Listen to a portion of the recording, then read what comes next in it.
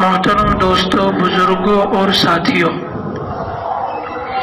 اللہ تبارک و تعالی نے دنیا کا نظام چلانے کے لیے انسان کو اسباب کے ساتھ جوڑ کے رکھا ہے، اسباب کا محتاج ہے۔ اسباب اور سبب میں بہت ساری چیزوں میں ایک خاص جو بہت ہی محترم شان چیز ہے، بہت اہم چیز ہے، اس کا نام ہے مال۔ مال کے متعلق جیسے شریعت نے اس بات کا پابند بنایا ہے کہ مال حاصل ہو تو صرف حلال طریقے سے ہو، ذرہ برابر اس میں حرام نہ آئے۔ ساتھ ساتھ اس کا بھی پابند بنایا ہے کہ جو مال حلال طریقے سے حاصل ہوا ہے اس کو بالکل ضائع کرنے کی اجازت نہیں ہے، برباد کرنے کی اجازت بالکل نہیں ہے۔ اگرچہ اس نے خود حاصل کیا ہے، اپنی محنت سے حاصل کیا ہے، شریعت کے مطابق اس نے حاصل کیا ہے، اس میں حرام کوئی شائبہ تک نہیں آیا، مگر اس کو غلط جگہ پر خرچ بھی نہیں کر سکتا، اس کو ضائع بھی نہیں کر سکتا۔ قرآن نے یہ صفت بے وقوفوں کی بیان کی ہے کہ بے وقوف لوگ اپنا مال ضائع کر دیتے ہیں۔ اس لیے جیسے مال کا حاصل کرنا حلال طریقے سے ضروری ہے، ایسے ہی اس کو خرچ کرنے میں بھی شریعت نے اس کی حد رکھی ہے کہ یہاں تو خرچ کر سکتے اور یہاں نہیں کر سکتے۔ تو جن جگہوں پر خرچ کرنے کی اجازت دی ہے اس کے علاوہ اگر کوئی اور دوسری جگہ پر خرچ کرتا ہے تو وہ شریعت کے حکم کو توڑتا ہے، شریعت کے حکم کی خلاف ورزی کرتا ہے۔ اور یہ تو ہم نے دسیوں مرتبہ سنا بھی اور پڑھا بھی ہوگا کہ عبادات میں مال اور روزی کا خصوصی دخل ہے۔ عبادات کی قبولیت میں اگر کسی نے حرام طریقے سے مال حاصل کر لیا ہے تو اس کی 40 دن تک کی نماز اور عبادتیں قبول نہیں ہوں گی، دسیوں مرتبہ پڑھا۔ اب ہمارے معاشرے میں ایسی دسیوں شکلیں رائج ہو گئی ہیں جو شرعی اعتبار سے بالکل درست نہیں ہیں، شریعت اس کی اجازت بالکل نہیں دیتی۔ اب وہ شکلیں اختیار کرنے والے لوگ بہت سارے بسا اوقات تھوڑا بہت دین پر عمل کرنے والے بھی ہوتے ہیں، تھوڑا بہت بظاہر دکھنے کے اعتبار سے وہ نمازی بھی نظر آتے ہیں، کچھ دیندار بھی نظر آتے ہیں، مگر ان کا یہ والا جو عمل ہوتا ہے وہ خالصتاً غیر شرعی ہوتا ہے۔ اور ہمیشہ یہ بات کا لحاظ رکھنا ضروری ہے کہ شریعت کتاب اور سنت فقہا کے اجتہادات کا نام ہے۔ کسی ایک بندے کے جو موجودہ زمانے میں پایا جاتا ہے اس بندے کی کسی عمل کا نام شریعت نہیں بن سکتی۔ بات سمجھ رہے ہیں؟ ہوتا کیا ہے کہ جب آدمی کوئی غلط چیز کو ٹھان لیتا ہے تو کہتا ہے فلانا بھی یہی کام کر رہا ہے، اتنے لوگ یہ کام میں لگے ہوئے ہیں، ایسے لوگوں نے یہ کام کیا ہے۔ وہی شخص جو دین کے معاملے میں ان لوگوں کا سہارا اور ٹیکا لے کر آگے بڑھنے کی کوشش کرتا ہے، دنیا کی کسی مصیبت کو ایسے بہت سارے لوگوں کو دیکھتے ہوئے اس مصیبت کو اختیار نہیں کرتا۔ کہنے کا مطلب یہ ہے کہ جب وہ دین پر غلط طریقے سے دین کی خلاف ورزی کرنا چاہتا ہے تو وہ غلط چیزوں کا سہارا لیتا ہے۔ دنیاوی معاملات میں جب اس کو نقصان صاف ستھرے طور پر نظر آتا ہے تو پھر کسی بیوقوف کا نام لے کر آگے نہیں چلتا ہے۔ صاف بات ہے کہ دین پر عمل کرنا نہیں چاہتا، اس لیے سہارا ڈھونڈ رہا ہے، اور یہ سب غلط سہارے ہیں۔ اس لیے آج سوچا کہ ایک بڑے عالم ہیں مولانا شعیب اللہ خان صاحب مفتاحی دامت برکاتہ، بینگلور میں ہوتے ہیں اور بہت بڑے درجے کے بہت پائے کے عالم ہیں، علمی اعتبار سے بھی اور تقوی اور طہارت اور تصوف کے اعتبار سے بھی بہت اونچا مقام رکھتے ہیں۔ سوچا آج ان کا ہی مضمون جو ہے وہ آپ کے گوش گزار کر دوں۔ سود کی حرمت کس سے پوشیدہ ہے؟ سود کی حرمت یعنی سود کا حرام ہونا، بیاج، انٹرسٹ، نام کچھ بھی رکھیں، شکلیں کتنی بھی بدل دیں، حرام چیز حرام ہی رہے گی۔ اس لیے بار بار یہ بات کہی بھی جاتی ہے اور ہمیشہ ذہن میں بھی ایک عقل مند آدمی دنیا کے 50 کام کرنے سے پہلے 10 آدمی سے مشورہ کرتا ہے کہ یہ کام کروں یا نہ کروں۔ دین کا مسئلہ اگر وہ بندہ اپنے آپ کو عقل مند کہتا ہے، دین کا مسئلہ پوچھ کے کیوں نہیں کرتا، اور پوچھنے میں بھی اس آدمی سے کیوں نہیں پوچھتا جو اس کا اہل ہے۔ بات سمجھ رہے ہیں؟ ہمیشہ اس سے پوچھئے جو اس کا اہل ہے۔ دوا کوئی باڈی بلڈر سے لیتا ہے یہ سوچ کے کہ اس کی باڈی بہت اچھی ہے، اس لیے میں اس باڈی بلڈر سے دوا لوں، اس لیے کہ اس کا تو چیسٹ اور فلانا اور دماغا کتنا زبردست ہے، تو میں اس سے نزلے اور کھانسی اور زکام کی اور کینسر کی دوا لوں۔ ایسا کرتا ہے؟ جب اتنی عقل اللہ نے دی ہے تو اس جگہ عقل کا استعمال کیوں نہیں کرتا کہ مسئلہ پوچھنا ہو محلے کے نمازی سے میں مسئلہ پوچھتا ہوں، میرے محلے کے داڑھی والے سے میں مسئلہ پوچھتا ہوں. بات سمجھ رہے ہیں؟ یہ اگرچہ دنیاوی اعتبار سے بودے پن کا مظاہرہ ہے، آخرت میں اس بودے پن کا کوئی جواز نہیں ہے، کوئی جگہ نہیں ہے، یعنی اس بودے پن سے کام چلنے والا نہیں ہے. جب آدمی 2 اور 2 4 کی طرح ہر چیز سمجھ سکتا ہے تو دین کا مسئلہ کسی عالم دین سے اور خاص طور سے اس میدان کے آدمی سے کیوں نہیں پوچھتا؟ صاف اور ستھری بات یہ ہے کہ عمل کرنا چاہتا نہیں، اس لیے مطلب کی بات نکلواتا ہے اور اس کے کندھے پہ بندوق رکھ کے پھوڑنا چاہتا ہے. وہ کسی کے بھی کندھے پہ بندوق رکھے. علیم بذات الصدور، قرآن نے کہہ دیا، بات ختم ہو گئی. دل میں کیا کھوٹ ہے وہ جانتا ہے. اب آپ دنیاوی اعتبار سے کسی کو بیوقوف بنانے کے لیے کون سا سہارا لیتے ہیں، اس سے کوئی فرق پڑتا نہیں ہے. سود کی حرمت کس سے پوشیدہ ہے؟ مسلمان ہی نہیں، کافر بھی جانتے ہیں کہ اسلام میں سود حرام ہے. خود مجھ سے ایک بیپاری قسم کے آدمی نے، کاروباری آدمی نے کہا کہ ہمارے بہت سے غیر مسلم لوگ ہیں جن کے بڑے باپ دادا ان کو یہ صاف کہہ کر گئے، کاروبار کتنا بھی کرو سود کو مت لینا. اسلام کا جو قانون ہے وہ ہمارے لیے بھی بہت اچھا ہے، جبکہ وہ ہیں غیر مسلم.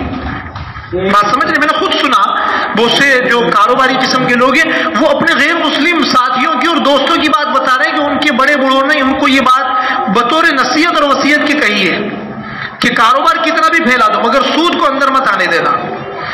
تو سود مسلمان ہی کافر بھی جانتے ہیں کہ اسلام میں سود حرام ہے. نیز اس پر سخت ترین وعید آئی ہے، دھمکی. وعید کے معنی دھمکی. اس سلسلے کی چند آیتیں ملاحظہ فرمائی. یہ قرآن میں فرمایا گیا، یا ایھا الذین آمنوا لا تأکلوا الربا اضعافا مضاعفا واتقوا اللہ لعلکم تفلحون. اے ایمان والو، تم سود کو بڑا چوڑا کر نہ کھاؤ اور اللہ سے ڈرو تاکہ تم کامیاب ہو جاؤ. یعنی آخرت کے اعتبار سے اگر تم کامیابی چاہتے ہو تو دنیا میں سود سے بچ کے اللہ تعالیٰ سے ڈرنے کا اظہار کر لو. یا ایھا الذین آمنوا اتقوا اللہ وذروا ما بقی من الربا ان کنتم مؤمنین فإن لم تفعلوا فأذنوا بحرب من اللہ ورسولہ وإن تبتم فلکم رؤوس اموالکم لا تظلمون ولا تظلمون. ترجمہ کر رہے ہیں، اے ایمان والو اللہ تعالیٰ سے ڈرو اور جو سود کی رقم باقی اس کو چھوڑ دو. جو سود کی رقم باقی اس کو چھوڑ دو. بس اگر تم ایمان والے ہو، یعنی اگر تمہارے دل میں ایمان ہے تو تم سود لوگے نہیں. جیسے لینا گناہ ہے، آگے حدیث میں بیان کروں گا، بتلاؤں گا. سود دینے والا بھی ویسے ہی گناہ میں شامل ہے جیسے سود لینے والا شامل ہے. پس اگر تم نے ایسا نہیں کیا تو اللہ اور اس کے رسول صلی اللہ علیہ وسلم سے جنگ کا اعلان کر دو. یعنی جو بندہ سود لے رہا ہے وہ بھی اور جو سود دیتا ہے وہ اللہ اور اس کے رسول صلی اللہ علیہ وسلم سے جنگ کا اعلان کر رہا ہے. کوئی بندے سے نہیں، بات سمجھے، کوئی بندے سے نہیں، اللہ اور اس کے رسول صلی اللہ علیہ وسلم سے جنگ کا اعلان. شکلیں اب کتنا بھی فلانے نے دماغے نے اور میں فلاں تعلیم کے لیے لون لے رہا ہوں، ایجوکیشن لون، کاروبار کے لیے لون، فلانے کے لیے، شادی کے لیے، اس کے لیے اور اس کے لیے. آپ شکلیں کچھ بھی بیان کر دیں، شکلیں بدلنے سے کوئی فرق نہیں پڑتا. جو مسئلہ ہے وہ مسئلہ ہی رہے گا. اگر تم نے ایسا نہیں کیا تو اللہ اور اس کے رسول صلی اللہ علیہ وسلم سے جنگ کا اعلان کر دو. اور اگر تم نے توبہ کر لی تو تم کو تمہاری اصل رقم ملے گی، نہ تو تم ظلم کرو گے اور نہ تم پر ظلم کیا جائے گا. تیسری آیت، والذین یأکلون الربا لا یقومون الا کما یقوم الذی یتخبطہ الشیطان من المس. ترجمہ کر رہے ہیں، جو لوگ سود کھاتے ہیں وہ قیامت میں اس شخص کی طرح اٹھیں گے جیسے وہ شخص جس کو شیطان نے چھو کر خبتی بنا دیا ہو، اس کو بھوت کا سایہ ہو گیا ہے. تو ایسا اللہ تبارک و تعالیٰ قیامت کے دن اس کو اٹھائے گا. اب اس کی تشریح کر رہے ہیں مفتی شفیع صاحب رحمۃ اللہ علیہ. اس آیت کی تفسیر میں مشہور مفسر قرآن حضرت علامہ مفتی محمد شفیع صاحب رحمۃ اللہ علیہ لکھتے ہیں، قرآن نے یہ نہیں فرمایا کہ سود خور محشر میں پاگل یا مجنون ہو کر اٹھے گا. یہ نہیں کہا کہ پاگل بن کے اٹھے گا یا مجنون ہو کر اٹھے گا. کیا کہا؟ بلکہ دیوانہ پن یا بے ہوشی کی خاص صورت کا ذکر کیا کہ جیسے کسی کو شیطان نے لپٹ کر خبتی بنا دیا ہو. اس میں شاید یہ اشارہ ہے کہ بے ہوش اور مجنون تو بعض اوقات چپ چاپ بھی پڑا رہتا ہے. جو بے ہوش ہوتا ہے چپ ہوتا ہے نا، وہ تو اس کو تو کوئی سود ہی نہیں ہوتی، وہ کہاں بولتا ہے. بے ہوش اور مجنون تو بعض اوقات چپ چاپ پڑا بھی رہتا ہے. ان کا حال یہ نہیں ہوگا بلکہ شیطان کی خبتی بنائے ہوئے کی طرح بکواس اور ہزیان اور دوسری مجنونانہ حرکتوں سے وہ پہچانے جائیں گے۔ صرف اتنا ہی عذاب نہیں ہوگا، اس کے آگے بہت سارے عذاب ہیں، یہ عذاب بھی ہوگا، یہ عذاب بھی ہوگا۔ اس لیے آدمی یہ سوچے کہ میں اگر مرنا چاہتا ہوں اور اسلام کی حالت میں مرنا چاہتا ہوں، ان تمام گناہوں سے توبہ کرے۔ اور توبہ کا مطلب یوں گال پہ تھپیڑے مارنا بالکل نہیں ہے، دماغ میں رکھیے۔ توبہ کا اصل مطلب شروع ہی وہیں سے ہوتی ہے، اس گناہ سے نکلے آدمی، اس گناہ سے نکل جائے، بس اسی کا نام توبہ ہے۔ دیکھیں یہ وہ سب باتیں ہیں جو ہمارے معاشرے میں رائج ہیں، ہم میں سے بہت ساری طبیعتوں سے ٹکراتی ہے، صاف ستھری بات ٹکراتی ہے،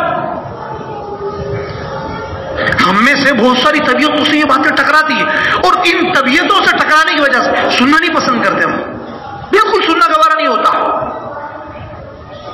مگر اچھا اگر ایک مسجد چھوڑ دیں گے، ایک مولوی کی بات نہیں سنیں گے تو کیا کل قیامت کے دن اس سے بچ جائیں گے؟ ہم بچ جائیں گے،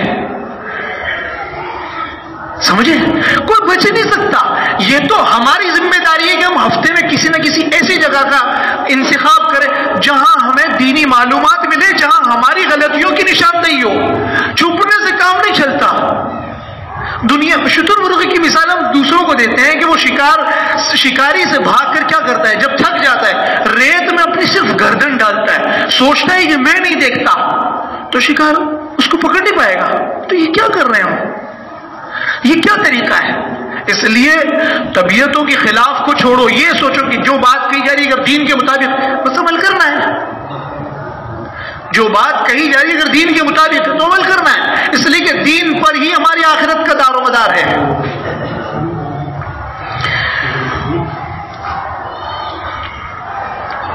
اور شاید اس طرف بھی اشارہ ہو کہ بیماری سے بے ہوش یا مجنون ہو جانے کے بعد چونکہ احساس بالکل باطل ہو جاتا ہے، اس کو تکلیف یا عذاب کا بھی احساس نہیں رہتا، ان کا یہ حال نہیں ہوگا۔ یعنی بے ہوش آدمی کو تو تکلیف کا احساس نہیں ہوتا، یہ لوگ مکمل بے ہوش نہیں ہوں گے، ایسے ہو جائیں گے جیسے جن نے ان کو چھیڑ دیا ہے، اس لیے بار بار ان کو احساس بھی ہوگا تکلیف کا،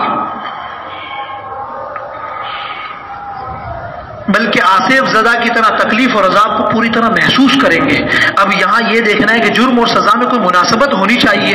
اللہ تعالیٰ کی طرف سے جو سزا کسی شخص یا جماعت کے کسی جرم کے مقابلے میں کی جاتی ہے وہ یقیناً اس جرم کے مناسب ہوتی ہے، جیسا جرم کیا ہوتا ہے اسی کی مناسبت سے اللہ تعالیٰ کے یہاں سے سزا بھی ہوتی ہے۔ اللہ تعالیٰ کی طرف سے جو سزا کسی شخص یا جماعت کی کسی جرم کے مقابلے میں کی جاتی ہے وہ یقیناً اس جرم کے مناسب ہوتی ہے۔ اس لیے سود خوروں کو خبتی بنا کر محشر میں اٹھانا شاید اس کا اظہار ہے کہ سود خور روپے پیسے کی حرص اور لالچ میں اس قدر مدہوش ہوتا ہے کہ اس کو نہ کسی غریب پر رحم آتا ہے نہ کسی کی شرم آنے رہتی ہے، کسی سے شرماتا نہیں ہے۔ ایک مرتبہ سود کی بات ہو گئی، اب کچھ بھی ہو جائے وہ آدمی جس نے لیا ہے وہ تڑپ کے مر جائے، میں اس کو دینا ضرور ہے، اور یہ بندہ جس نے سود پر پیسہ دیا ہے وہ اس کو چھوڑنے کے لیے تیار نہیں ہوتا۔ یہ تو آپ مجھ سے زیادہ مشاہدہ کر رہے ہیں۔ کسی کی شرم مانے ہوتی ہے، وہ چونکہ اپنی زندگی میں در حقیقت بے ہوش ہو جاتا ہے، اس لیے محشر میں بھی اسی حالت میں اٹھایا جائے گا، یا یہ سزا اس لیے دی گئی کہ دنیا میں اس نے عقلی رنگ میں اپنی بے عقلی کو ظاہر کیا، بے کو مثل سود قرار دیا۔ دنیا میں بے عقلی کو اپنی عقلی، سود میں پیسہ گھمانے سے کتنا فائدہ ہوتا پتہ ہے؟ ابھی 1 کروڑ روپے ڈال دیے، ہر مہینے 8 لاکھ روپے یا 8,000 روپے تو ملتے ہی رہیں گے، یہ شاید 2% کے حساب سے سال بھر میں تو 2 لاکھ روپے جڑ جائیں گے یا 1 لاکھ روپے جڑیں گے، تو وہ اس اعتبار سے مہینے کے اعتبار سے اگر جوڑ لیں تو کم از کم 15-20 ہزار روپے کے آس پاس یا کچھ نہ کچھ تو مل ہی جائے گا۔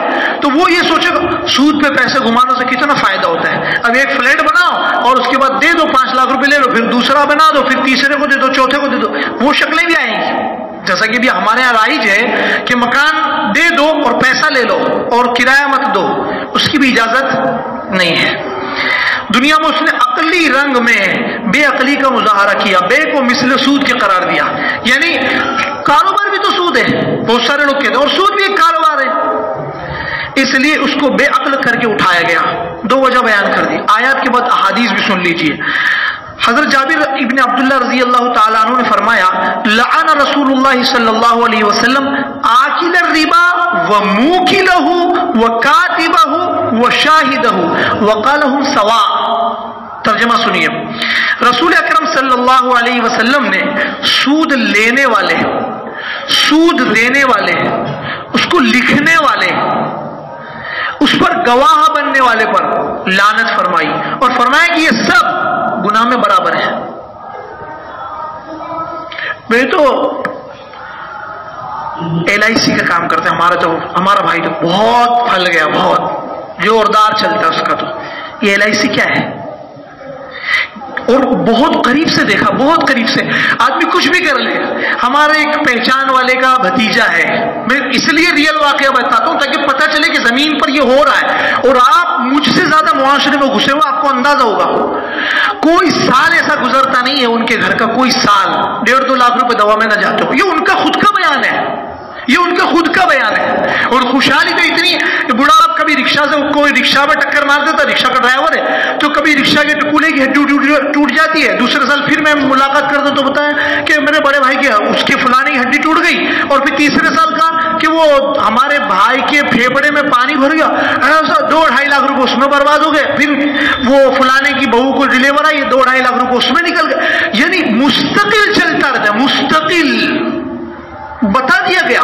اور میں صاف اس لیے بتاتا ہوں کہ یہ وہ وجہ ہے جس سے آدمی پریشان ہے ذاتی طور پر بھی۔ اس کو پتا تو چلنا چاہیے نا میرا مرض کیا ہے جس کی وجہ سے پورے بدن میں درد ہو رہا ہے۔ مرض کا پتہ ہی نہیں، اب پین کلر دیتے رہیے، پین کلر سے کیا ہونے والا ہے؟ کچھ نہیں ہوگا۔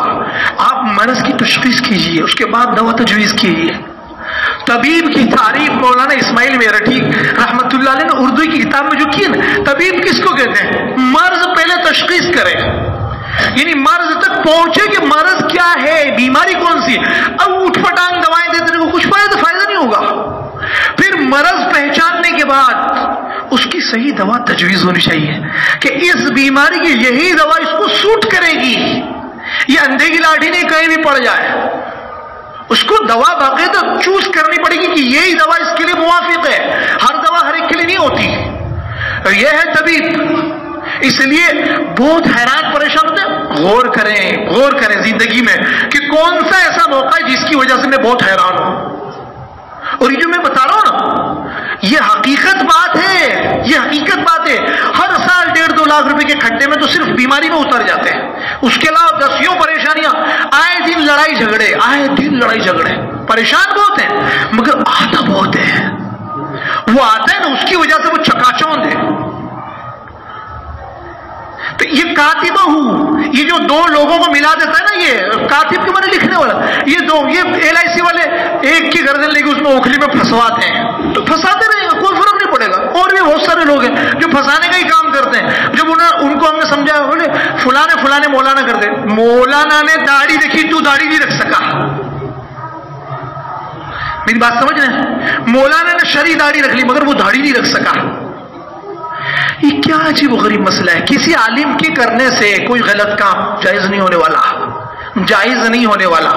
جب اس نے کیا اس کو ہو سکتا ہے پتہ نہ ہو، مگر جب اس کے سامنے حقیقت سامنے آ گئی، اس نے توبہ کر لی۔ اس لیے یہ جو سودی کمپنیاں چلاتے ہیں، بہت سارے سودی کاروبار کرتے ہیں، اس میں بہت سارے لوگ صرف ایجنٹ طریقے کام کرتے ہیں، وہ کاتبہ میں آ گئے۔ اللہ کے رسول صلی اللہ علیہ وسلم نے فرمایا سود لینے والا اس پر بھی اللہ کے رسول صلی اللہ علیہ وسلم کی لعنت، دینے والا اس پر بھی، اور کاتب دوسرے ایک موقع پر فرمایا گواہ، جو گواہ بنے گا سود کے معاملے میں کہ گواہی دے گا کہ ہاں میری کریڈٹ پہ ان کو دے دو لون، میری کریڈٹ پہ ان کو لون دو، وہ جو گواہ بننے والا نا اس پر بھی اللہ کے رسول صلی اللہ علیہ وسلم کی لعنت ہے۔ کوئی کا کام نکلوا، اپنی جہنم فکس کروا۔ جو بھی اچھائی تیرے کو صرف یہی نظر آتی ہے، دوسری بہت ساری نیکیاں وہ سمجھ میں نہیں آتی، اور یہ گناہ کو تو نیکی بتا رہا ہے، احساس مر رہا ہے۔ میری بات سمجھ رہے ہیں؟ اس لیے غلط کاموں میں الٹی سیدھی باتیں کرنے سے وہ غلط کام درست نہیں ہونے۔ لفاظی بہت آ گئی ہے، لفاظی جتنے اس قسم کے لوگ بیٹھے ہیں وہ چرب زبان اتنے ہوتے ہیں، ایسے پھندے میں اتار دیتے ہیں کہ آدمی سوچ نہیں پاتا، بس وہ چرب زبانی کا وہ پیسہ لیتے ہیں۔ وہ جو چرب زبانی ہے نا وہ بھی ان کے لیے جائز نہیں ہے، وہ کاتب میں شامل ہے۔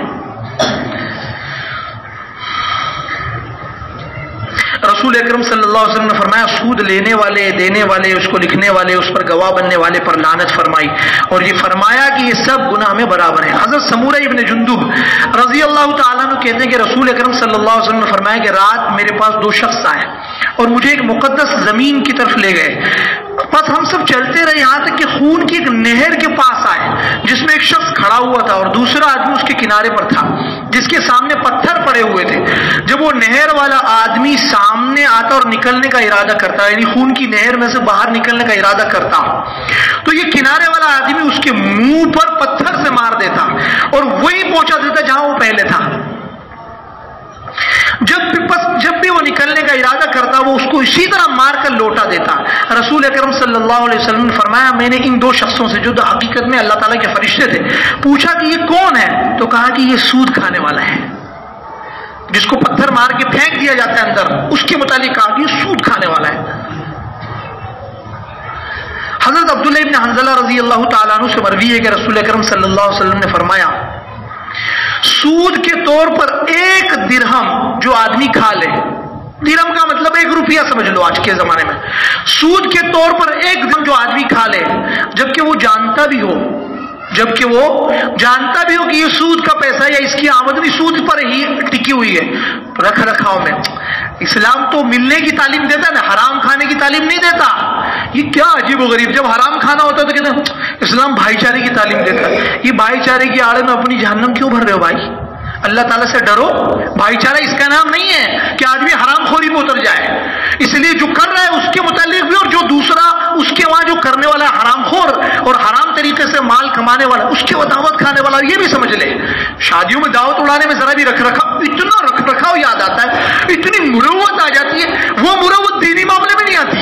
تکلیف جب ہوتی ہے جب دینی معاملے میں یہ مروت کا اظہار بالکل نہیں ہوتا، اور یہ معاشرے میں فلانے کی شادی تو کھڑا تو رہنا پڑے گا نا یار، کیا کریں گے؟ ٹھیک ہے، اپنی اپنی مرضی کی بات ہے، جنت جہنم سامنے ہے۔ تو کیا کہا سود کے طور پر 1 درہم جو آدمی کھا لے جبکہ وہ جانتا بھی ہو، 36 مرتبہ زنا سے زیادہ سخت ہے۔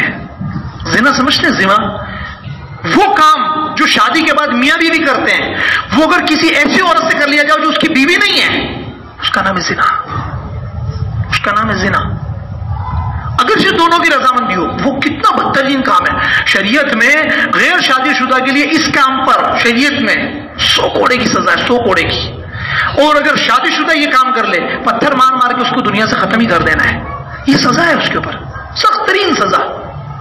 بات سمجھ رہے؟ بہت خطرناک بدترین گناہ، اس لیے بتایا کہ سود کا 1 روپیہ 1 درہم اگر جان بوجھ کے کھا لیا، یعنی پتہ ہے کہ فلانا سودی کام کر رہا ہے اور یہ اس کی دعوت میں چلا گیا، اس کی چائے پی، اس لیے تو بہت سوچ سمجھ کے کرو۔ اگر ڈر لگتا اور نہیں ڈر لگتا تو کوئی بات نہیں، مرنا سب کو ہے، مرنا سب کو ہے۔ تو اگر جان بوجھ کے کھڑے 36 مرتبہ آدمی کسی سے آنکھ لڑاتا ہے تو سوچتا نہیں غلط ہو گیا، رات میں ڈرتا ہے آدمی اللہ تعالیٰ سے کہ یہ تو میں نے اس عمر میں کسی سے آنکھ لڑا لی، کسی کو دیکھ لیا، کسی کی طرف گندی نگاہ پڑ گئی اس عمر میں، اور یہاں تو کیا کہا کہ وہ 36 مرتبہ زنا کرا، اس سے بھی زیادہ، اب کتنا زیادہ کچھ نہیں بتایا۔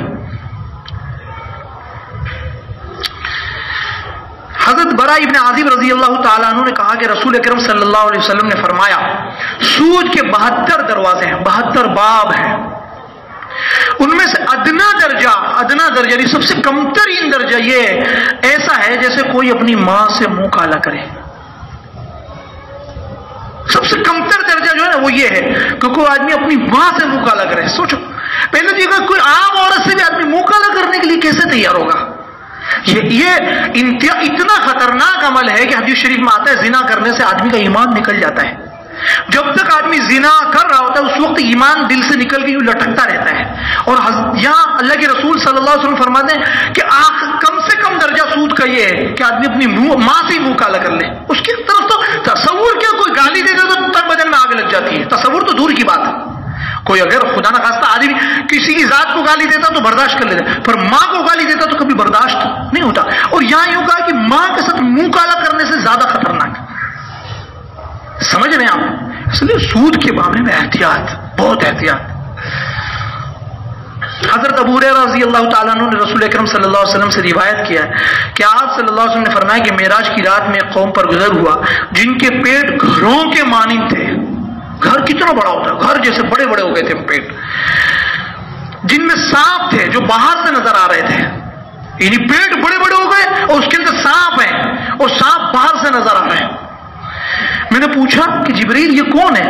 انہوں نے کہا یہ سود کھانے والے لوگ ہیں، یہ سود کھانے والے لوگ ہیں جن کو اللہ تبارک و تعالیٰ ایسا عذاب دے گا۔ یہ چند حدیثیں اس بات کو جاننے کے لیے کافی کہ اسلام میں سود اور ربا نہایت درجے مذموم یعنی ناپسندیدہ عمل اور حرام اور ایک بدترین چیز ہے۔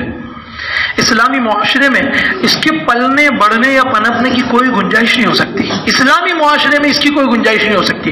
غیر مسلم کا معاشرہ ہو، اس کا اپنا سماج ہے تو وہ تو دین کو مانتا ہی نہیں ہے، تو وہ تو کچھ بھی کھائے گا۔ مگر ہائے افسوس کہ آج مسلمانوں کا ایک اچھا خاصا طبقہ سود کی اس لعنت میں گرفتار ہے، بعض تو ہیلوں بہانوں سے اس میں مبتلا ہیں، فرضی ضروریات اور حاجات کی بنیاد پر اس کو جائز کر لینے کی فکر کرتے ہیں۔ فرضی جو جتنے لوگوں کے دل میں یہ امنگ آتی ہے، آپ دیکھ لیجئے، فرضی مسئلہ ہے، فرضی مسئلہ، فرضی نہیں بس اس نے طے کر لیا کہ میں ایک دم اڑ جاؤں، خاص کسی کا مسئلہ نہیں ہے۔ کوئی یہ سمجھے کہ کل میں نے مسئلہ پوچھا اور آج نہیں، یہ نہ کئی دنوں سے، بعض مجھے ایک ہمارے جاننے والا اس نے تو مجھے کئی دنوں پہلے کہا تھا کہ سودی طریقے سے لوگ لین دین کرنے میں بہت آگے بڑھے ہوئے ہیں، گاڑیاں چھڑا رہے ہیں، مکان لے رہے ہیں، کوئی بھی چیز فٹافٹ کر رہے ہیں، جھجکتے نہیں ہیں۔ تو میں تو کئی دنوں سے سوچ رہا تھا مگر موقع نہیں مل رہا، اس لیے یہ جتنے بھی لوگ ہیں وہ ضرورت فرضی ہے۔ فرضی کا مطلب خالی طے کر دے کہ مجھے ضرورت ہے، ضرورت حقیقت میں نہیں ہے، حقیقت میں ضرورت نہیں ہے۔ جہاں جن علماء نے اجازت دی ہے وہاں یہ بات صفائی کے ساتھ، وضاحت کے ساتھ کھلم کھلا لکھی ہے، انتہائی سخت ضرورت ہو تب جا کے مگر آدمی سوچ لے کہ بغیر اس کے بھی میرا کام چل سکتا ہے یا نہیں چل سکتا؟ اگر چاہے تو چل سکتا ہے، اور میں چاہ رہا ہوں کہ بس مجھے یہ 10,000 روپے والے فون سے میرا کام، آئی فون میں ہی جو فنکشنز ہیں اور جو سہولیت ہیں، یہ اینڈرائڈ میں کچھ نہیں ہے۔ اب میرا کاروبار میں آئی فون کے بغیر نہیں جی سکتا، تو بس ختم۔ پھر یہ میں نے طے کر لیا ہے، اس کی وجہ سے میں اب زمین پر پاؤں نہیں رکھ سکتا، میں دو پہیے پہ میرا کام نہیں چلتا، اتنا مسئلہ ہے۔ اور یہ سب بار بے پردگی بھی ہوتی ہے، نے کہا بیوی کو اٹھا کے گاڑیوں پہ بٹھا 4 ویل، تو یہ جو ہے نا یہ فرضی ہے۔ حقیقت بتاؤں، دیکھیں آپ مسئلہ پوچھنے جائیں گے تو جیسا آپ ماحول کریٹ کریں گے، صاف ستھری بات، آپ لاکھ ضرورتیں بتائیں، رب کے سامنے آپ کی ضرورت کھلی ہے، آپ کو رب کو پتا ہے کہ آپ کی حقیقت میں وہ چیز ضرورت میں شامل ہے یا نہیں۔ میں نے پہلے بھی کئی مرتبہ کہا، مولانا خالد سیف اللہ رحمانی دامت برکاتہ نے ضرورت کے تحت 3 باتوں کو لکھا ہے: جان کا جانا، عزت کو لوٹ جانا، امپریشن ڈاؤن نہیں، عزت کا لوٹ جانا، امپریشن ڈاؤن۔ یہ 2-3 ہزار کے جوتے میری امپریشن کو ڈاؤن کر دیں گے، یہ کیا ہے؟ یہ فضول ہے، حقیقت کہہ رہا ہوں میں۔ تو امپریشن ڈاؤن نہیں، عزت کا لوٹ جانا، کسی عورت کی عزت لوٹ جانا ہے، اس کے ساتھ زنا ہو جاتا ہے، یا ایک مال کو، بہت بڑے مال کا نقصان ہو جانا ہے۔ ان 3 چیزوں کو ضرورت میں شامل کیا ہے، ان 3 چیزوں کو ضرورت میں شامل کیا ہے۔ جب دال روٹی چلتی ہے تو پھر مرغ مسلم کی طرف مت دوڑو، حرام کی طرف دوڑو گے چین اور سکون حرف غلط کتنا تمہارے دل اور دماغ سے، زندگی سے نکل جائے گا۔ لاکھ اوپر کتنا بھی جو ہے وہ جو سادی زبان میں اور آپ کی زبان میں تماچا مار کر گال لال رکھا جائے، گال اندر سے کالا کا کالا ہی ہے۔ بات سمجھ رہے؟ کتنے بھی ڈھونگ رچ لے کہ ہم بہت خوشحال ہیں، اندر سے اتنا ٹوٹا ہوا ہوتا ہے، اتنا ٹوٹا ہوتا ہے۔ میں نے بہت سارے لوگوں کی زندگیاں بہت قریب سے دیکھی، بہت قریب سے دیکھی ہے، اور جن لوگوں کو بتا سکا میں نے بتایا کہ یہ سود لینے کا اثر ہے۔ اب کوئی مانے نہ مانے وہ دوسری چیز ہے، مگر ٹوٹتا ہی چلا جاتا ہے، ٹوٹتے ہی چلا جاتا ہے، احساس نہیں ہوتا۔ مالی اعتبار سے نہیں ٹوٹے، ضروری نہیں کہ مالی اعتبار سے ٹوٹ جائے، ایسا ضروری نہیں ہے، مگر سکون ہے نا، سکون، وہ لاکھ لوگوں کی مجلسوں میں لاکھوں روپے برباد کر دے مگر اندر سے ٹوٹا ہوا ہوتا، اور نہ ٹوٹا ہوا ہو تو قرآن کے اعتبار سے وہ اور خطرناک عذاب میں مبتلا ہے۔ یعنی دنیا میں بھی اگر کسی قسم کی پریشانی نہیں آئی، اس کا مطلب یہ کہ اللہ تبارک و تعالیٰ نے بہت ہی زبردست عذاب کا ارادہ کر رکھا اس کے لیے۔ اس لیے تو وہ دنیا میں پریشان نہ ہونے کی وجہ سے توبہ ہی نہیں کرتا. جب توبہ نہیں کرتا تو پھر قرآن نے کہا ہم تو ان کو ایسا اچانک دبوچیں گے. اس لیے جو لوگ غلط کاموں میں نا شریعت کے خلاف کام کر رہے ہیں اور ان کو کوئی پریشانی نہیں آ رہی ہے، وہ ہم کو ایسا لگتا ہے کہ ہماری نظر میں کوئی پریشانی نہیں ہے، یہ سمجھ لو کہ اللہ تعالیٰ ان سے بہت سخت ناراض ہے، بہت سخت ناراض ہے. حقیقت ہے، بہت سخت ناراض ہے. رب ان کو توبہ کی توفیق دینا ہی نہیں چاہتا، اس لیے ان کو مال اور دنیا میں اتنا الجھا کے رکھا، احساس ختم ہو گیا. اس لیے یہ مت سوچو کہ یہ یار بولتا رہے گا، قرآن کی بات بتا رہا ہوں. اسی لیے مضمون پڑھ کے سنا دیا، اور ابھی تو ادھورا ہے مضمون تو، مگر وقت کم ہے. اس لیے سود خوری فرضی ضروریات حاجات کی بنیاد پر اس کو جائز کر لینے کی فکر کرتے ہیں. جب سے سرمایہ دارانہ نظام یعنی کیپٹلزم جس کی بنیاد یہ سود اور قمار پر یعنی جوئے پر ہے اس کا رواج ہوا ہے، بینکنگ سسٹم قائم ہوا ہے، اس وقت سے سود خوری کی شرح مسلمانوں کے اندر خطرناک حد تک بڑھ گئی. جو لوگ کہتے ہیں نا، اور خاص طور سے مسلمان بھی اب عام طور پہ دینی اعتبار سے بودا یعنی جاہل، دنیا کے اعتبار سے بہت بڑا اکنومسٹ ہو پر دینی اعتبار سے جاہل، وہ کہتا ہے آج کے زمانے میں کاروبار کا تصور ہی نہیں کر سکتے بغیر اس کے لیے، بغیر بینکنگ کے. تو اوریا مقبول جان کا میں نے مضمون ابھی تھوڑی دیر پہلے پڑھا، اس نے کہا 1944 سے پہلے کون سی بینک تھی؟ بینکیں تھی پر ورلڈ لیول پہ جو عالمی بینکیں ہیں یعنی ورلڈ بینک ہے، MIF MF یا اس طریقے کا جو ہے ادارہ اور اس قسم کے جو مالیاتی ادارے ہیں، تو وہ کہاں تھے؟ یعنی آج سے 80-84 سال پہلے تو نہیں تھے وہ لوگ. تو اس وقت لوگ بھوکوں مرتے تھے، کھانا نہیں کھاتے تھے. آج جو بھوکے مرنے کی شرح ہے نا، یعنی تناسب اعداد اور آنکڑے ہیں، پہلے کے مقابلے میں 50 گنا زیادہ ہے، 50 گنا زیادہ ہے.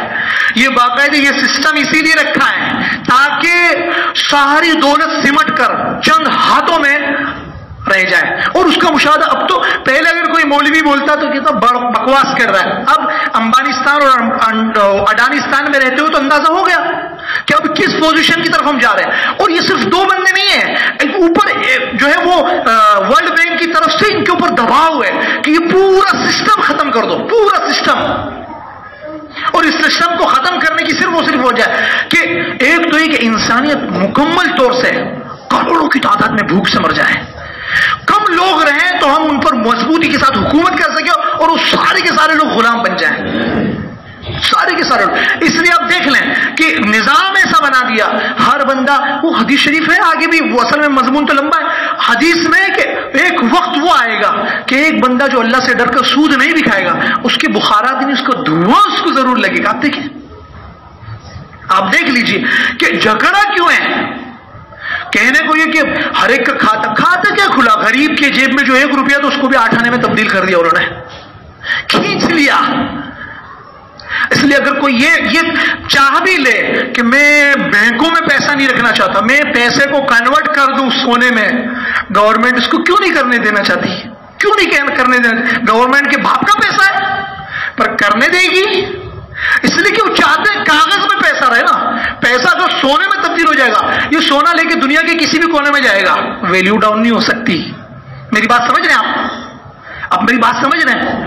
اگر سونے کا سکہ ہے یہاں 55,000 روپے کا 1 تولہ ہے تو دوسرے ملک میں 50 کا تو ہوگا نا، 5 روپے کا تو نہیں بننے والا. یہ کاغذ کا نوٹ جو آپ کے ہاتھ میں ہے وہ دوسرے دن کہا نہیں خلاص یہ تو ختم ہو گیا، تو وہ کاغذ بیڑی جلانے کے کام لگ سکتا ہے، اس کے علاوہ کچھ کام. کیوں ایسا کرنا چاہتے ہیں؟ اس لیے کرنا چاہتے ہیں تاکہ تم تڑپ کے مر سکو. اس لیے سود سے اگر چھٹکارا لوگے تبھی جا کے اللہ بھی راضی ہے. اور آگے کا دوسرے بھی بہت سارے مسائل ہیں انشاءاللہ، وہ آئندہ ہفتے. ایک اعلان سن لیجئے. جمعیت علماء ہند گومتی پور سرسپور کی طرف سے 72واں جشن یوم جمہوریت. محترم جناب السلام علیکم. جمعیت علماء گومتی پور سرسپور کی جانب سے ایک اہم پروگرام جشن یوم جمہوریت یعنی ریپبلک ڈے کے تعلق سے ایک اہم پروگرام منعقد ہو رہا ہے، لہٰذا اس اہم پروگرام میں شرکت فرما کر پروگرام کو کامیاب بنائے. کہاں؟ D23 دواخانہ میٹر گیج روڈ عائشہ مسجد کے پاس گومتی پور احمد آباد. 26 جنوری کو. کب؟ 26/1/21 بروز منگل صبح 10 بجے. زیادہ سے زیادہ تعداد میں پہنچنے کی کوشش کریں. اللہ تعالیٰ عمل کی توفیق عطا فرمائے.